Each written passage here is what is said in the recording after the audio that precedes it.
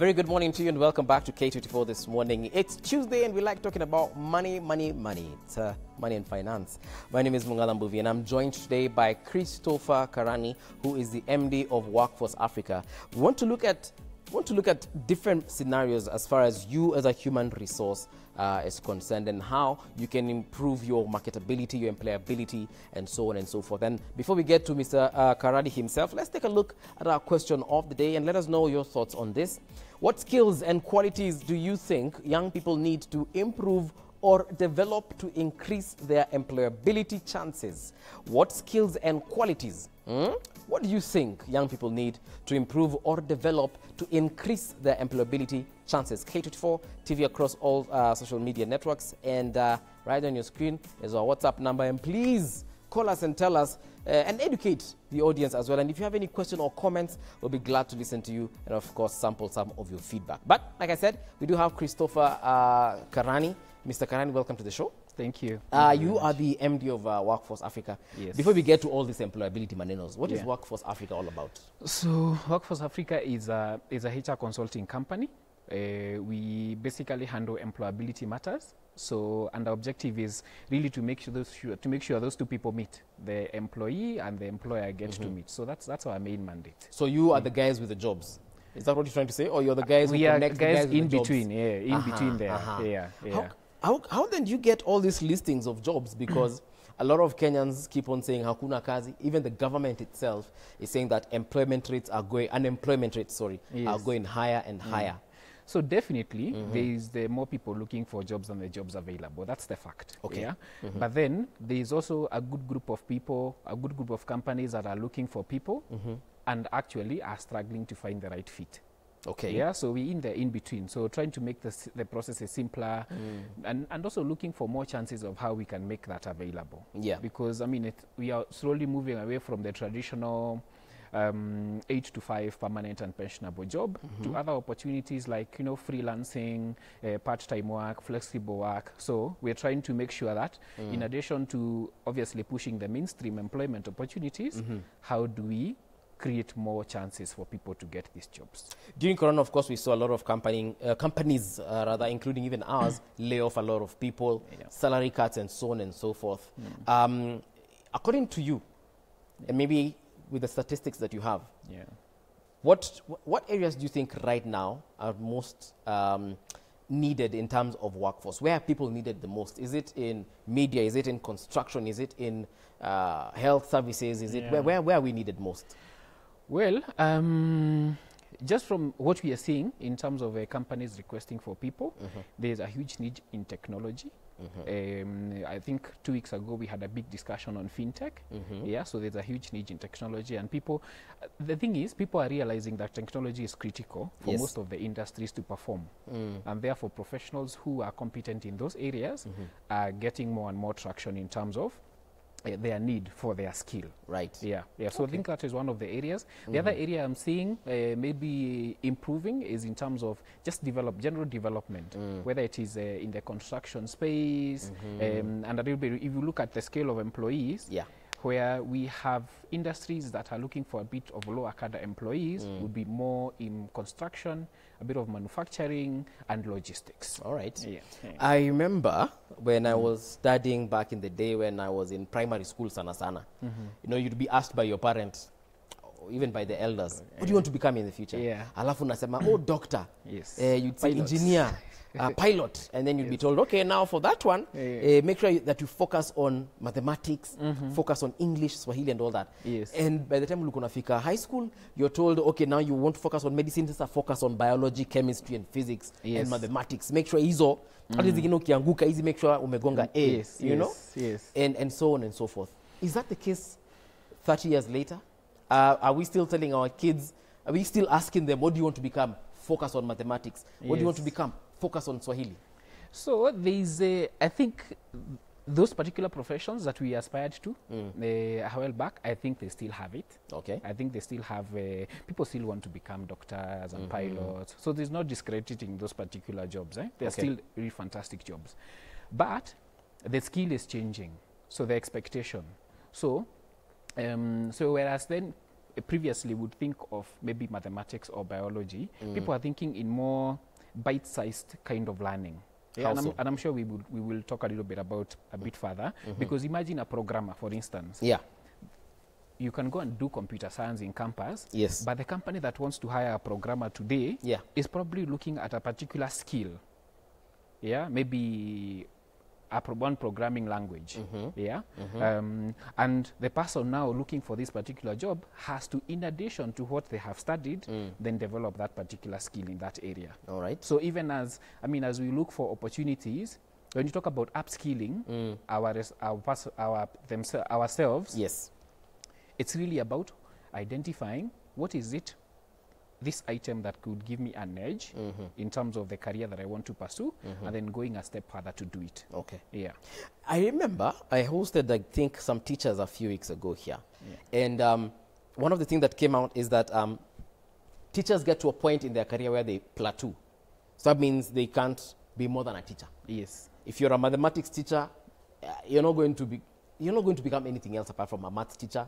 You will retire as a math teacher. Yes. If you're an English teacher, you will retire as an English teacher, and so on and so forth. And a lot of teachers were saying that they now want to get other skills, learn different things, such that when you get to a certain point in your career as a teacher, you can now diversify out and become, I don't know, something else. Yeah. Is because my parents were teachers my dad before he became a banker, and my mom before she became a broadcaster. Yeah. Are we still looking at the same trends happening today? Are teachers just going to end up being teachers? Are pilots just going to end up retiring as pilots? Doctors just end up being doctors?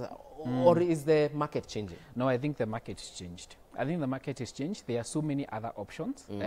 So even in the same profession that you are in, let me say, for instance, an example of a doctor. If you're a doctor today, there are so many specializations that would actually specialize as a doctor. Some of those, we haven't even started to get the base of it. Yeah. Okay. So I think it's about continuous self-development as an individual, and you do not. To be honest, my view is there's no limitation in what someone can actually become in a certain profession. Okay. Yeah. Because the other thing would be, see, once a student is out of campus, they probably studied, I don't know, IT. Yes. Come work for a company such as MediaMax, you're in charge of our emails and passwords. I think hiyo ndio kazi watu wa IT pekee hufanya. Sijaijua kazi ingine wanafanya.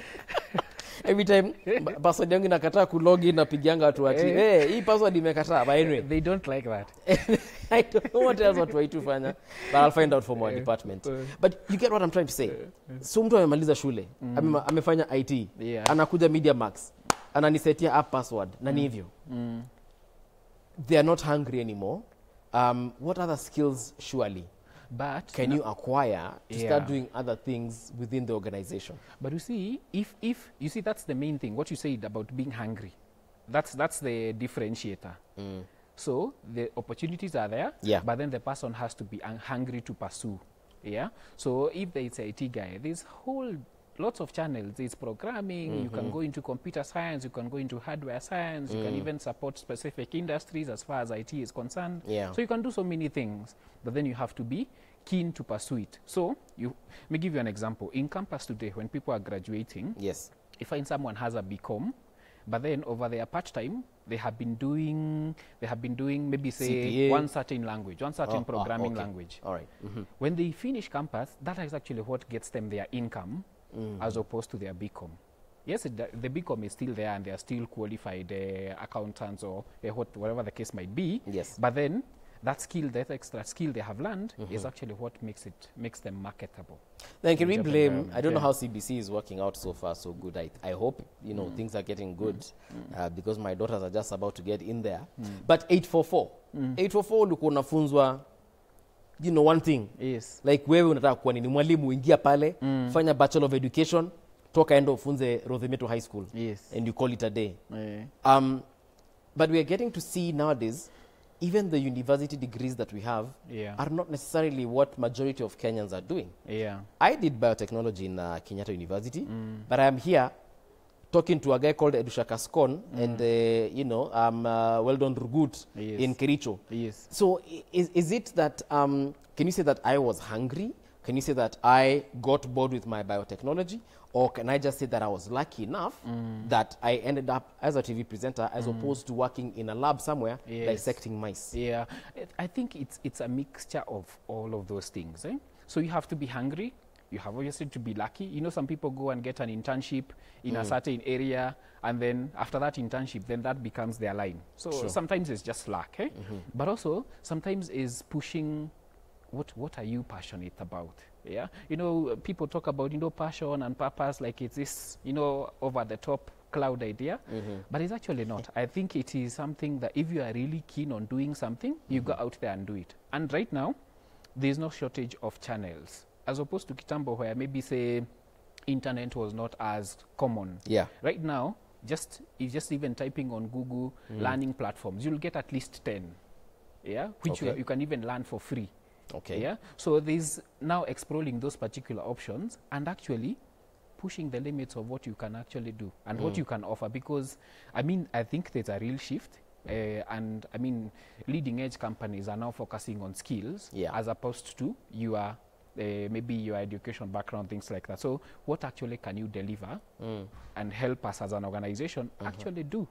So if you have that skill, by all means, you can get into that area. Yeah. Yeah. So basically, what we are saying in order for you to get into this so-called workforce or work market, or even just become marketable, you need to have not just one skill but multiple. I think so. Let's talk about side hustles as well then, because I can be a radio or a TV presenter by day, and then by night I'm probably something else. I'm a DJ at a club. But in this economy of ours, it's almost difficult to even make an income from all that, and probably even a significant income, because a lot of our employers will demand maximum from you for probably even little pay. So you get that you're not getting what you need to even sustain yourself during the entire month, but your employer still expects you to be there. Akuone your 8 to 5. Like, I'm paying you to stay here. Sometimes hata una kazi, but boss anasema, na amekwambia uende home. Because mimi nakulipa utoke hapa 5. Do you think we have that problem in Kenya? Well, there's definitely organizations that are like that, but I think the organizations that are leading edge are actually stepping away from that. So work is defined in terms of deliverables. Okay. You're expected to deliver this particular task, and that is what you're paid for. After you do it, I mean, I don't necessarily have to see you. Obviously, there's advantages of connecting with your boss and them seeing you there, and so that we don't have those, you know, out of sight, out of mind kind of scenarios. So you don't have those scenarios. But then there's no, I personally feel, there's no problem in experimenting or trying to identify a side hustle that you can actually focus on.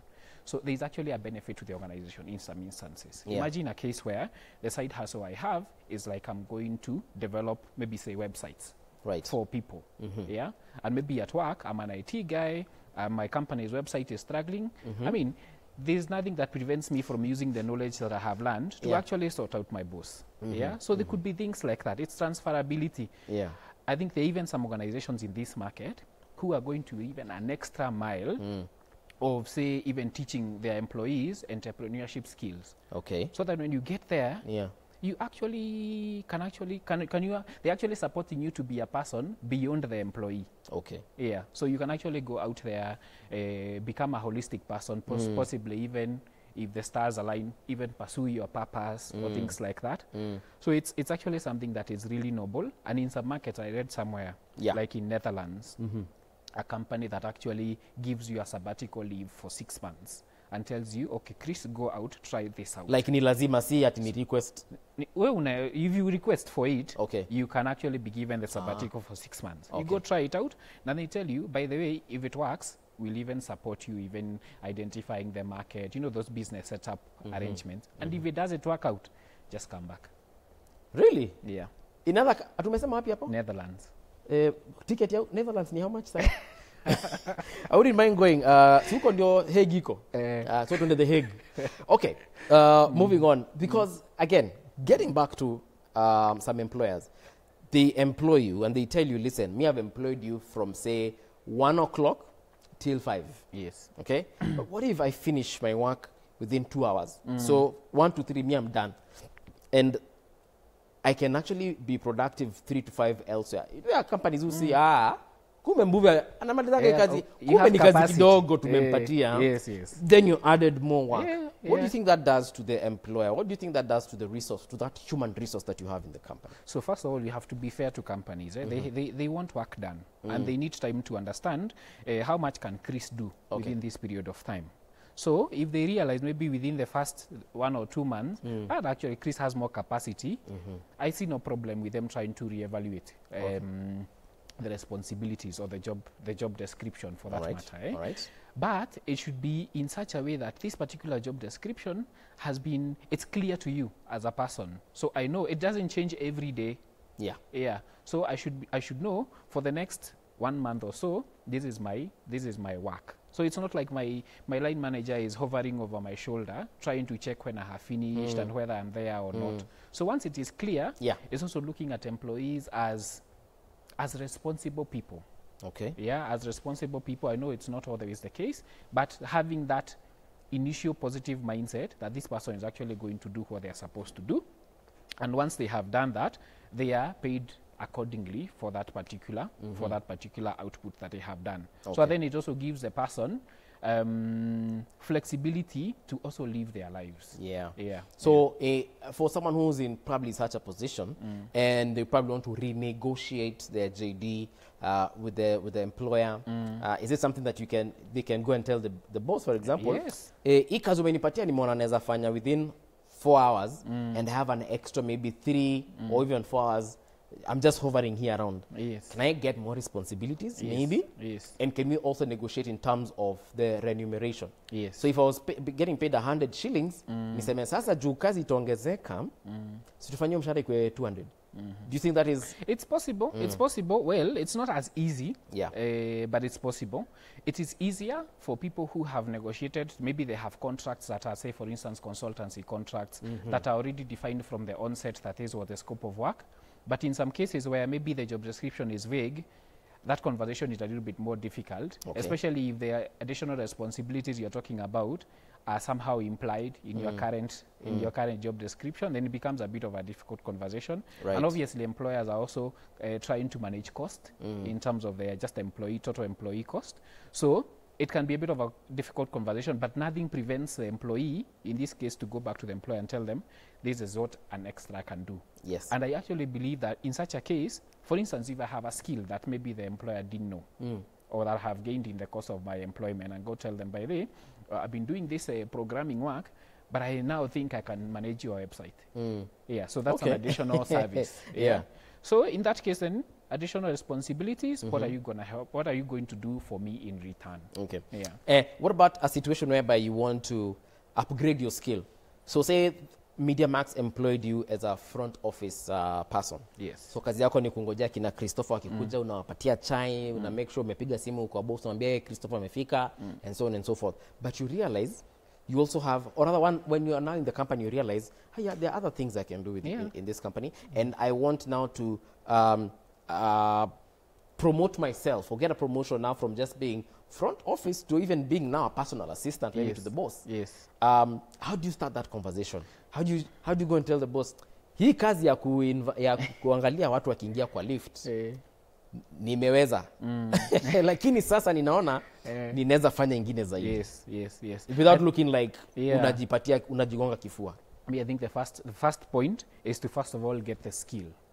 So that's the first point. First of all, get the skill, and then in some cases, it's even just demonstrating that you can do the job.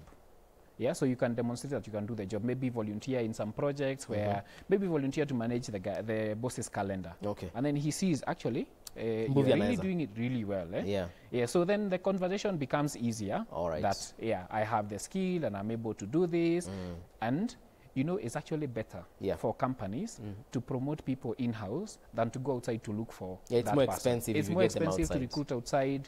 They are already internal person, already understands so many things that are happening within the organization, and you probably, that person you have internally promoted, keep them longer.